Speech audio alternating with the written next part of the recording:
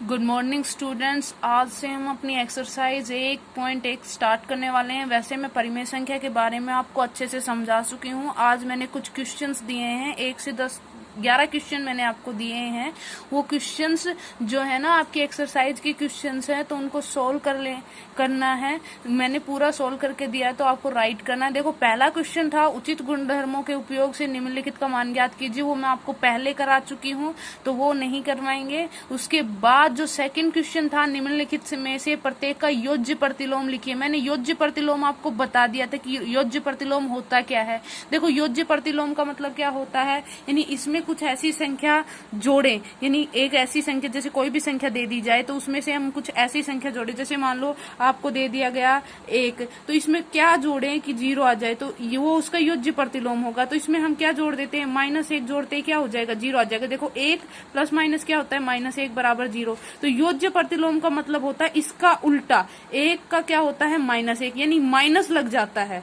तो अब देखो, इसका योज्य प्रतिलोम, पहले हमें 2/8 का योज्य प्रतिलोम निकालना है। तो इसका योज्य प्रतिलोम 2/8 का क्या हो जाएगा, -2/8, क्योंकि पहला क्वेश्चन जो है आपका 2/8 है। तो 2/8 का योज्य प्रतिलोम क्या आ जाएगा, -2/8 आ जाएगा। अब हमें दूसरे का निकालना था, -5/9। उल्टा कर दो, माइनस था ना, माइनस का तो प्लस हो जाता है, प्लस का क्या हो जाता है, माइनस। योज्य प्रतिलोम का यही होता है कि माइनस जो संख्या होती है वो प्लस में चली जाती है, और प्लस में जो संख्या होती है वो माइनस में चली जाती है। तो हमें ये क्वेश्चन में दे रखा है माइनस का 5/9, तो उसका आ जाएगा प्लस में 5/9। अब इसमें देखो, माइनस के 6 और माइनस के 5 का दे रखा है, तो अब क्या करेंगे, देखो ये माइनस इस माइनस से कट गया, यानी ये प्लस के 6/5 है। तो किसका, इसका क्या आ जाएगा, माइनस के 6/5। प्रारंभ में ऐसा लग रहा था माइनस का था, प्लस का आ जाएगा, लेकिन नहीं, ये माइनस और माइनस कट होके किसके हो गए, प्लस के। तो ये माइनस का 6/5 आ जाएगा। 2/-9 का क्या आ जाएगा, माइनस है ना, तो माइनस का क्या आ जाएगा, प्लस आ जाएगा, 2/9 आ जाएगा। इसी प्रकार 19/-6 का 19/6 होगा। तो ये तो था आपका सेकंड क्वेश्चन। फर्स्ट क्वेश्चन मैं करवा चुकी हूँ पहले, इसलिए मैंने नहीं करवाया है वो गुणधर्मों को, मतलब उसको सरल करना था, तो वो क्वेश्चन मैं करवा चुकी हूँ। एक्सरसाइज 1.1 का ये दूसरा है। अब देखो, तीसरा क्वेश्चन क्या है, एक्सरसाइज के क्वेश्चन चल रहे हैं। x बराबर 11/15 और x बराबर -13/17 के लिए सत्यापित कीजिए। -x और ब्रैकेट में माइनस माइनस है, सॉरी माइनस ब्रैकेट -x बराबर x, ये हमें प्रूफ करना है। तो जैसे हमें दे रखा है x की 11/15, तो हमें क्या करना है, इसमें x का 11/15 दे रखा है, इसका माइनस x बराबर ही करना है। तो देखो, 11/15 की जगह देखो, x की जगह में क्या रखना है, 11/15। तो माइनस था, माइनस, फिर एक माइनस था, तो फिर माइनस। अब x की जगह क्या रखना है, 11/15। तो 11/15 हमने रखा। अब देखो, ये माइनस और ये माइनस क्या हो गए, प्लस, प्लस के 11/15 आ गए। इसका मतलब x और ये क्या, -x क्या हो गए, बराबर हो गए। यही हमें प्रूफ करना था। अगले में हमने -13 यानी x की जगह में क्या रखना है, -13/17। तो माइनस हमने बाहर माइनस रखा, माइनस था, माइनस था। अब -13/17, क्योंकि x की जगह में क्या रखना है, -13/17, तो मैंने -13/17 रखा। अब ये माइनस और ये माइनस क्या हो गए, प्लस हो गए। एक माइनस फिर से बाहर है, तो प्लस माइनस क्या हो जाएंगे, -13/17। x भी क्या था, -13/17, और माइनस x क्या आया, वो भी -13/17। तो हमारा सही है। अब देखो, तीसरा प्रश्न नंबर 4 पे आ गए। इनका गुणात्मक प्रतिलोम लिखना है। गुणात्मक प्रतिलोम में ये होता है, नीचे की संख्या ऊपर लिख देते हैं और ऊपर की संख्या क्या लिख देते हैं, नीचे। क्यों लिखते हैं, देखो, गुणात्मक प्रतिलोम का मतलब क्या होता है कि हमें एक ऐसी संख्या ढूंढनी होती है। जैसे मान लो 5 मान लो, तो ऐसी संख्या ढूंढो कि इसका आंसर क्या आ जाए, 1। तो हमें पता है हम इसको किससे गुणा करें, 1/5 से गुणा करते क्या आ जाएगा, 1। यानी इसके विपरीत से, यानी 5 है ना, तो 1/5 कर दो, यानी नीचे की संख्या ऊपर और ऊपर की संख्या क्या लगा दो, नीचे। माइनस प्लस का चक्कर नहीं होता।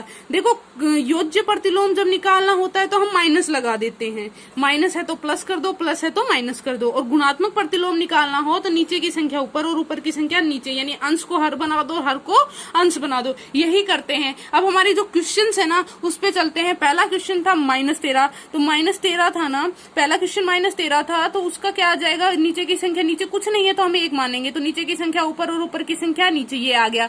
-13/19, तो 19/-13, 1/5 का क्या आ जाएगा, नीचे की संख्या ऊपर और ऊपर की संख्या नीचे। देखो, ये नीचे आ गया, ये ऊपर आ गया। अब देखो, इसका जो फोर्थ है, इसमें हमें कैलकुलेशन करनी, क्योंकि ये पूरी संख्या नहीं दे रखी, पहले इसको पूरी संख्या बनाएंगे। माइनस माइनस क्या हो जाता है, प्लस हो जाता है। 5 3 15, 8 7 56 हो गया। अब देखो 15/56 का क्या करेंगे, नीचे की संख्या ऊपर और ऊपर की संख्या नीचे, यानी 56 ऊपर और 15 नीचे। अब इसको भी सोल्व करेंगे, 2 एकम 2 और माइनस माइनस क्या हो गया, प्लस, प्लस के 5 यानी 2/5। तो नीचे की संख्या ऊपर और ऊपर की संख्या नीचे, इसका क्या आ जाएगा 5/2। तो -1 का तो -1 ही होता है, क्योंकि इसका कुछ भी कर लो, क्योंकि नीचे की संख्या ऊपर और ऊपर की संख्या नीचे करेंगे तो भी क्या फर्क पड़ेगा, इसमें तो आना -1 है, तो इसका -1 ही होता है। तो ये तो क्वेश्चन हमने 4 क्वेश्चन सोल्व कर लिया। अब अपना 5वां क्वेश्चन, इसमें क्या कह रहा है, निम्नलिखित प्रत्येक में गुणन के अंतर्गत उपयोग किए गए गुणधर्मों गुण का नाम लिखिए। तो इसमें कौन कौन से गुणधर्म यूज किए गए, देखो पहला, देखो इसको 1 से गुणा किया, फिर उल्टा गुणा किया और बराबर एक संख्या आ गई, यानी किसी संख्या को ऐसी संख्या से गुणा किया कि वही संख्या प्राप्त हो गई, तो ये है गुणात्मक तत्समक। यानी गुणात्मक तत्समक का वो होता है, देखो गुणात्मक तत्समक क्या होता है, यानी हम किसी संख्या को किसी ऐसी संख्या से गुणा करें कि आंसर वो की वो संख्या है, वो गुणात्मक तत्समक होता है। तो इसका जो सूत्र होता है, तो ये गुणात्मक तत्समक का सूत्र है। अब देखो ये देखो इसमें क्या किया हुआ है, 13/17 गुणा में, ये मतलब के क्या किया हुआ है, क्रम विनिमय चेंज किया हुआ है ना। देखो पहले 13/17 आगे था, अब पीछे चला गया, यानी a × b बराबर क्या हो गया, b × a, यानी ये होता है a × b बराबर b × a, यानी ये क्रम विनिमय नियम को दिखा रहा है। यानी a था पहले आगे था, अब पीछे चला गया, b पहले पीछे था आगे आ गया, ये कैसा नियम है, क्रम विनिमय। तो ये क्रम विनिमय को क्या को दर्शा रहा है। अब इसको किसी ने मल्टीप्लाई कर दिया और आंसर क्या आ रहा है, 1/3 में देखो इसमें मल्टीप्लाई किया हुआ है, नीचे की संख्या ऊपर और ऊपर की संख्या नीचे, और आंसर 1 आ रहा है। इसका मतलब ये क्या है, ये गुणात्मक, देखो ये गुणात्मक प्रतिलोम का देखो -19/29, और ये क्या हो गया 29/-19 बराबर क्या आ गया, 1 आ गया। इसका मतलब ये इसका क्या है, गुणात्मक प्रतिलोम है।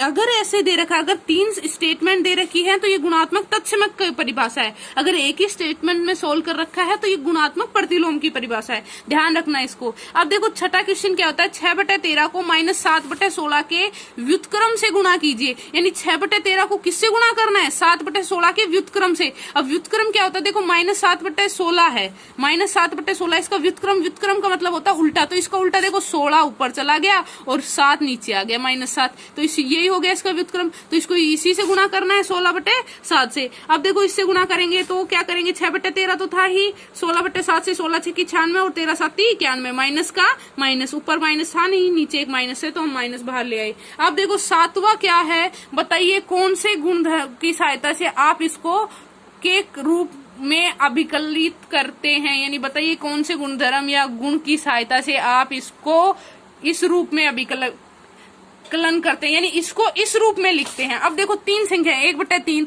6 × 4/3। अब ये मतलब गुणा कर रहा है, पहले इसने क्या किया, 6 और 4/3 का कर लिया, और इसमें इसने क्या किया, 1/3 और 6 का कर लिया, यानी संख्या वो की वो है, लेकिन एक बंदा है वो लास्ट की 2 संख्याओं को पहले सरल कर रहा है, और दूसरा बंदा है वो प्रथम 2 संख्याओं को सरल कर रहा है। इसका मतलब क्या कर रहा है, क्या कर रहा है, साहचर्य गुणधर्म का पालन कर रहा है। साहचर्य गुणधर्म सिखाया था ना मैंने पहले की क्लासेस में, ये सब सिखा चुकी हूँ कि क्या होता है भाई, a × b × c। अगर पहले a b को मल्टीप्लाई करें, और एक में होता है a × b × c, संख्या तो वही लेते, कोई b c को मल्टीप्लाई करे, यानी कोई तो आगे से स्टार्ट करे, कोई पीछे से स्टार्ट करे, और ये नियम कौन सा होता है, साहचर्य नियम होता है। तो इसका मतलब ये कौन सा नियम है, साहचर्य गुणधर्म, यानी इसको हमने साहचर्य गुणधर्म से इस तरह अभिकलन किया है, इस तरह लिखा है। 8वां देखो क्या इसका गुणात्मक प्रतिलोम ये है।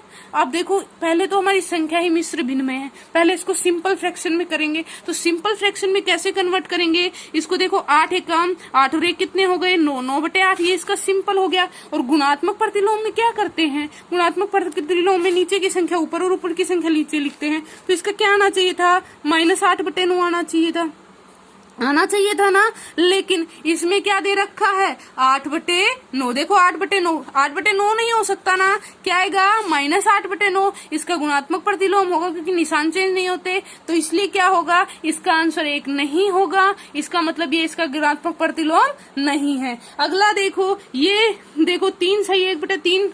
अगला क्वेश्चन क्या है, 3 सही 1/3 गुणात्मक प्रतिलोम 0.3 का है। क्यों नहीं, ये आंसर देना है। अब देखो 3 सही, 1/3 ये रहा। इसको पहले सिंपल फ्रैक्शन में बदलते हैं, साधारण भिन्न में, तो 3 3 और 1 10/3, इसको 3.3 लिखते हैं। का गुणात्मक प्रतिलोम क्या होगा, उल्टा, नीचे की संख्या ऊपर। देखो गुणात्मक प्रतिलोम में क्या करते हैं, उल्टा कर देते हैं, नीचे की संख्या ऊपर और ऊपर की संख्या नीचे, यानी क्या आ जाएगा 1/3.3 भी लिख सकते हैं, या 0.3 होगा क्योंकि देखो 10/3 उल्टा लिखेंगे तो 3 ऊपर और 10 नीचे, 3 ऊपर 10 नीचे, और इसको क्या लिख सकते हैं 0.3 लिख सकते हैं। तो 10 3 गुणा 0.3 बराबर 1 होगा। तो ये क्या है, हाँ, इसका आंसर क्या आएगा, हाँ आंसर आएगा। अब देखो 10वां क्वेश्चन क्या है। 10वें क्वेश्चन में हम आगे बढ़ते पेज चेंज करना पड़ेगा। देखो 10वां क्वेश्चन क्या है, लिखिए ऐसी परिमेय संख्या जिसका कोई व्युत्क्रम नहीं है। व्युत्क्रम का मतलब क्या होता है, उल्टा, यानी उसका जिसका कोई उल्टा नहीं होता है। तो इसमें क्या लिखेंगे, 0 का कोई क्या नहीं होता, व्युत्क्रम नहीं होता, कोई उल्टा नहीं होता, क्योंकि 0 को क्या उल्टा करोगे भाई। व्युत्क्रम का मतलब होता है नीचे की संख्या ऊपर और ऊपर की संख्या नीचे। तो 1/0 जो कि अनंत आता है, तो इसका कोई व्युत्क्रम नहीं है 0 का। ठीक है, 0 का कोई व्युत्क्रम नहीं है। अगला क्वेश्चन क्या है, परिमेय संख्याएं जो अपने व्युत्क्रम के समान है, अब वो होती हैं 1 और -1। इसका मतलब क्या होता है, देखो भाई 1 और -1, इनका व्युत्क्रम क्या होगा, व्युत्क्रम का मतलब उल्टा, नीचे की संख्या ऊपर और ऊपर की संख्या नीचे, कितनी भी कर लो, क्या आता है -1। और इस क्वेश्चन में हमने किया भी था, देखो यहाँ पे इसका व्युत्क्रम क्या रहा था, -1। तो 1 और -1 ऐसी संख्या है जिसका कोई वो नहीं होता। पर अब अगला क्वेश्चन क्या है, परिमेय संख्या जो अपने ऋणात्मक के समान है। तो ऐसी संख्या 0 ही हो सकती है, क्योंकि 0 का नेगेटिव भी 0 होता है और पॉजिटिव भी 0 होता है। तो इसका आंसर क्या लिख रखा है, 0 लिख रखा है। इसके मैंने नोट्स बना दिए हैं, आप उससे कैरी कर लेना। अगला क्या है, शून्य का व्युत्क्रम क्या होता है भाई, शून्य का व्युत्क्रम क्या होता है, नहीं होता है। शून्य का व्युत्क्रम होता ही नहीं, क्योंकि 1/0 जाता है जो अनंत जाता है, इसलिए नहीं होता है। संख्याएं -1 तथा 1 स्वयं के क्या होते हैं, व्युत्क्रम होते हैं। इसमें माइनस और एक आएगा। -5 का व्युत्क्रम का मतलब क्या होता है, उल्टा। अब -5 का व्युत्क्रम पूछ रहा है भाई, -5 का व्युत्क्रम पूछ रहा है भाई, क्या होगा, व्युत्क्रम का मतलब उल्टा होता है, नीचे की संख्या ऊपर और ऊपर की संख्या नीचे। तो यानी क्या आ जाएगा, -1/5। देखो इसमें मैंने आंसर भी लिख रखा है, आपको नोट्स में मिल जाएगा। अगला देखो चौथा क्वेश्चन क्या है, 1/x का व्युत्क्रम क्या होगा भाई, व्युत्क्रम का मतलब उल्टा होता है, तो क्या आ जाएगा, x आ जाएगा। दो परिमेय संख्याओं का गुणनफल हमेशा क्या होता है, परिमेय संख्या ही होता है। परिमेय संख्या का जोड़ परिमेय संख्या होता है, घटा गुणा भी क्या होता है, परिमेय संख्या। किसी धनात्मक परिमेय संख्या का व्युत्क्रम क्या होगा, धनात्मक ही होगा। ऋणात्मक का ऋणात्मक होता है, क्योंकि नॉर्मली ऋणात्मक का तो पता नहीं, लेकिन दो धनात्मक परिमेय संख्याएं होती है ना, तो उनका जो व्युत्क्रम जो होगा वो हमेशा क्या होगा, धनात्मक ही होगा। क्योंकि व्युत्क्रम का मतलब क्या होता है, उल्टा होता है ना, तो उल्टा कर देंगे नीचे की संख्या को ऊपर और ऊपर की संख्या को नीचे। इसमें प्लस माइनस का तो कोई वो ही नहीं होता। आज हमने एक्सरसाइज 1.1 पूरी की है। अच्छे से पढ़ने लग जाओ, अच्छे से पढ़ना स्टार्ट कर दो। Thank you.